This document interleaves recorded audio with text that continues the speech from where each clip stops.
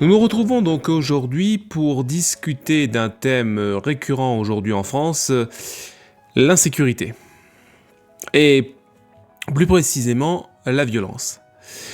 Comme nous l'avions vu dans une précédente vidéo, celle d'Aurore Berger et de la liberté d'expression pour être précis, il ne s'agit pas simplement de dire que telle ou telle chose est violente, il faut d'abord tout définir la violence.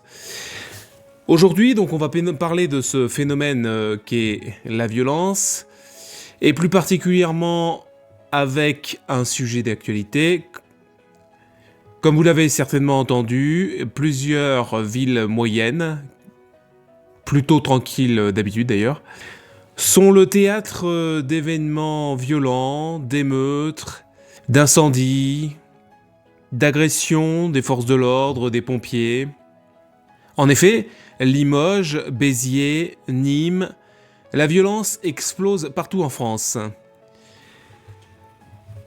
Comme je vous le disais donc précédemment, des voitures qui brûlent, des policiers attaqués, des pompiers caillassés. La redondance de ces images a créé une certaine habitude chez le citoyen français. Citoyen qui n'est donc plus en sécurité. Et donc, le pacte social est écorné. Analysons donc ce constat amer avec un philosophe du XVIIe siècle, Thomas Hobbes. Alors, qui est Hobbes ?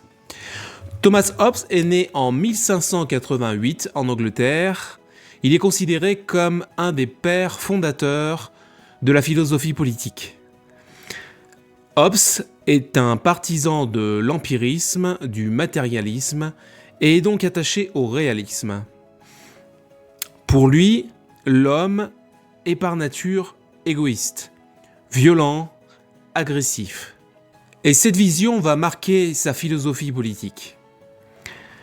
Son époque est en effet secouée par la guerre civile, les conflits religieux, la peur du chaos. Et donc avec tous ces éléments dont Hobbes est le témoin, il observe une chose. Sans autorité, sans règles, l'homme retombe dans la peur et la violence. Pour lui, chacun est une menace pour l'autre. Il résume ça en une formule antique, devenue célèbre, l'homme est un loup pour l'homme. Voyons maintenant dans une deuxième partie l'état de nature selon Hobbes. Hobbes imagine un scénario. Si on enlève l'État, les lois, la police, on retombe dans ce qu'il appelle l'état de nature. Dans cet état, chacun vit dans la peur d'être attaqué, volé ou tué. Personne ne peut faire confiance à personne. Résultat, une guerre de tous contre tous. Une vie solitaire, brutale et parfois courte. Sans une autorité forte, la société devient donc, pour Hobbes, une jungle. Partie 3, le Léviathan. Alors vous avez déjà peut-être vu cette illustration qui représente du coup le Léviathan par Hobbes. Donc pour éviter le chaos que l'on évoquait précédemment, Hobbes propose une solution radicale. Les hommes doivent céder une partie de leur liberté à une autorité suprême. Cette autorité, c'est le Léviathan.